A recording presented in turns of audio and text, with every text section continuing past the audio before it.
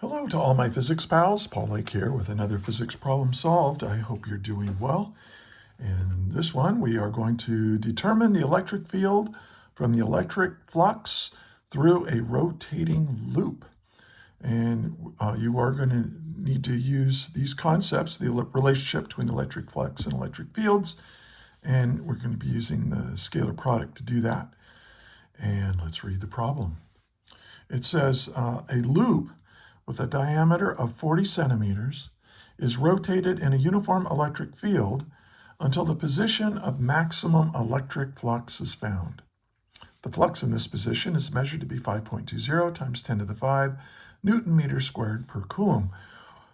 A, what is the magnitude of the electric field? And B, if the loop is rotated 55 degrees from the position in part A, how much flux is contained by the loop?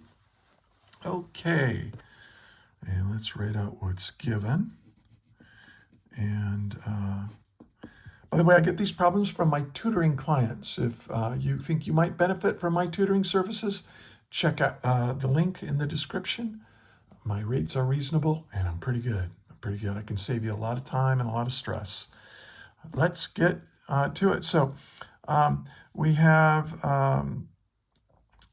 maximum flux. I'll call that flux max. And that's 5.20 times 10 to the 5 Newton meters squared per coulomb. And we have a loop in the diameter of this loop, and I'll kind of draw it. I'll draw it like this. And the diameter of this loop, D,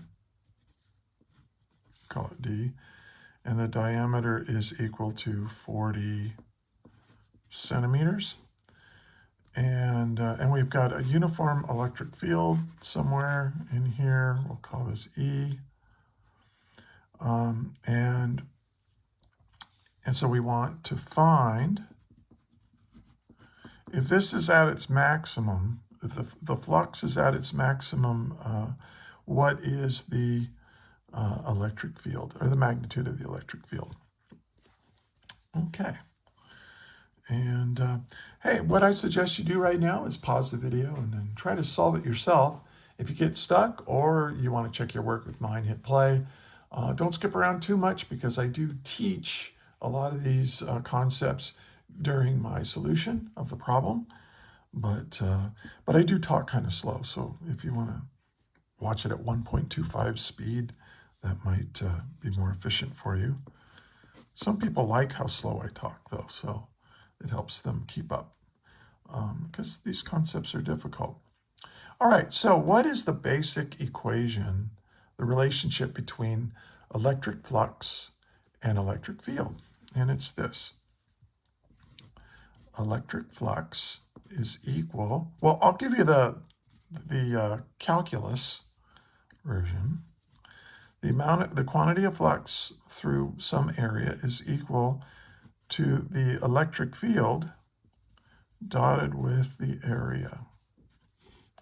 Okay, now if the electric field is uniform, or another way of saying constant, if it is constant, it can come out of the integral, and you just have E times the integral of dA, but when you sum all the dA's up, you just have A, right? You just have the area. So this can, in that case, turn into this, E dot A. Okay, now this is a scalar product, and remember that when you have a scalar product, the reason they call it a scalar product is you're multiplying two vectors together and getting a scalar answer. So, and so the way you get that is the magnitude of the electric field times the magnitude of the area times the cosine of the angle if you put these two vectors tail to tail. That's what that theta is right there. So, and so look, we have, in this case, we have theta max is equal to EA cosine theta. Now, if this is a max, now look, The electric field is constant, and that's what we're solving for, but it's a uniform field. The area of this loop isn't changing. And we're so this is going to be a constant. So what makes this a maximum is that cosine theta is at a maximum. And when is cosine theta at a maximum? What's the maximum it can be? Well, the maximum that the cosine of any angle can be is 1. And what is the angle that has a cosine equal to 1? Well, it's 0. So therefore, theta equals 0 degrees. And so we can show that, and I'll show it here. So here's my loop drawn kind of, and then this loop has a certain area, and we'll figure out what that area is in a minute. But remember that the direction of an area is given by the direction of what's perpendicular to it. So this is my area vector.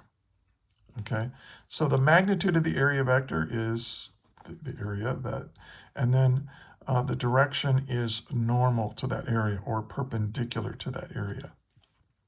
And I think you can see that if the angle is 0, then we have the maximum amount of number of field lines going through that area. So this is my electric field.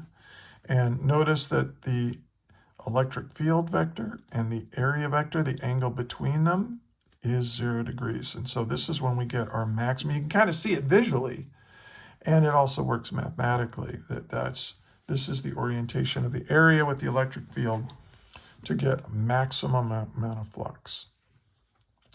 So since this is equal to 1, I can just solve for the electric field, and I can say, hey, the electric field is equal to the amount of flux divided by the area. And this is a way of thinking about electric field. Before we were talking about electric field in terms of newtons of force per coulomb of charge. And we're still going to end up with those units. But another way of thinking about how strong the electric field is how much flux you have per unit area. It's kind of a density of electric flux. And the greater the density of electric flux, the stronger the electric field, the more force you're going to get per unit charge on a charged particle in that field. So I hope that makes sense. Hey, if I say something and it doesn't make sense, or you have a question about it, or if maybe you think I made a mistake, go ahead and put that in the comments. I answer every comment. My channel is small. And but put a timestamp with it, because I'm not going to watch my whole video. So say, hey, at 8 minutes and 10 seconds, you said this and that, what does that mean? Or I think that's wrong, and here's why, that sort of thing. And I'll be happy to respond. All right, let's finish this. So the amount of flux is 5.20 times 10 to the 5 Newton meters squared per coulomb. And then we're going to divide that. Oh, we have to figure out what the area is. So let's do that. Area, well, it's a circle. I mean, it has a diameter, so I'm assuming it's a loop with the diameter as a circle.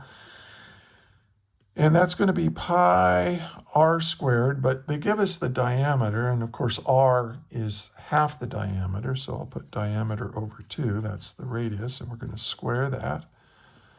So this is pi times, now the diameter is 0.40 meters. Let's put it in meters. So we're going to change those centimeters to meters, divided by 2, and then we have to square that. So let's get out the old calculator and figure out what A is. And then, so it's 0.4 divided by 2 is 0.2 squared equals times pi equals, and I get an area of 0.1257 square meters. I usually carry an extra significant figure. All right, so now we know what the area is, so let's put that in here. 0.1257 meters squared. And notice a meter squared will cancel with the meter squared, and we get newtons per coulomb. That's electric field, the force per unit charge on an object in space.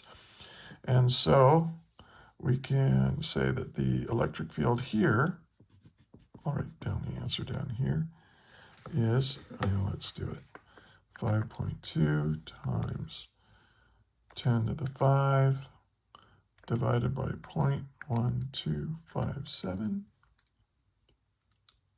And I get 4.14 times 10 to the 6. So 4.14 times 10 to the 6 newtons per coulomb. And you might, times 10 to the 6, that's pretty common. And so that's what is that? That's a million. So you could write this as E equals 4.14 meganewtons per coulomb. I don't know. I'd probably leave it like this. But if you want to leave it like that, you can do that. It's up to you. All right. This is part A. All right, let's go over here into part B. Whoops. Part B. Now, here we've rotated the loop. So here we have the loop, and we're going to rotate it like this, so that the area vector, we're going to rotate it 55 degrees. So if I draw the same electric field, which I'll try to do,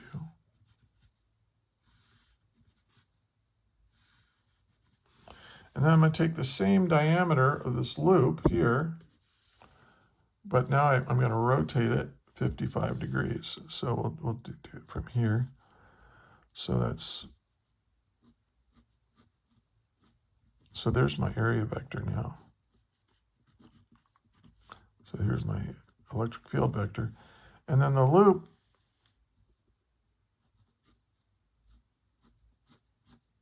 if I try to make the same size as the other loop. I'm not sure if I did, but I'm trying. All right, so if you compare this loop to this loop, you can see that like this, all these electric field lines go through it. But because I've rotated it, not as many field lines go through the area of that loop. So it contains less flux. Okay? So in fact, I mean, if I rotated it at 90 degrees, right, if the loop was like this, it wouldn't have any flux going through it. It'd be zero. And this, of course, we're saying that this angle right here is 55 degrees from the electric field to the area vector. And look, the way I've drawn this, you can see that the electric field vector and the area vector are tail to tail. So to calculate the amount of electric flux, in this case, you take the electric field and you dot it with the area, which is E times A times the cosine of the angle between them, right? This we're doing scalar products here. So this is pretty simple, but I like the visualization of it. So this is E. What did we get for E? 4.14 times 10 to the 6 newtons per coulomb times the area, which we know is 0.1257 meters squared. But now we got to multiply it by the cosine of 55 degrees. Okay. So let's calculate that flux. Okay, so let's see what this turns out to be. This is 4.14 times 10 to the 6 newtons per coulomb times 0.1257 times the cosine of 55 degrees. And make sure your calculator is in degrees. And before, hey, if you found this to be helpful, do me a favor. Please give it a like, share it with your friends, subscribe to my channel if you're a physics student or a physics teacher. Recommend it to your teacher. And look in the description. I've got worksheets and problem sets and homeworks where all the homework problems are all worked out like this one. In fact, I'm going to add this problem to that. And your teacher might find it very helpful and time saving for them. So anyway, much appreciated if you do that. So let's hit equals, and what do we get? We get 2.98 times 10 to the 5 units of flux, and flux is Newton meter squared per coulomb. Okay, and these are the units for electric flux, and there's our answer. And there it is. Another physics problem solved. Okay, we used the definition of electric flux to figure out what the electric field was if we were at a maximum amount of flux through a circular loop. And then once we figured out what the electric field was, we could figure out how much flux is through the loop if we rotated that loop in that electric field. There's less flux going through it. Notice this answer here is less than the given original amount of flux. So, of course, that makes sense, doesn't it? All right. And if you got all the way to the end, I want to thank you for watching. I also want to thank you for being a physics student. I know this is difficult stuff. I know how hard you're working, and we need people like you in this world to learn this stuff so that we can keep our technologically based civilization going. And the universe is beautiful, and studying it is a real privilege. And so again, thanks for watching. And until the next video, may the net force be with you always. That is all.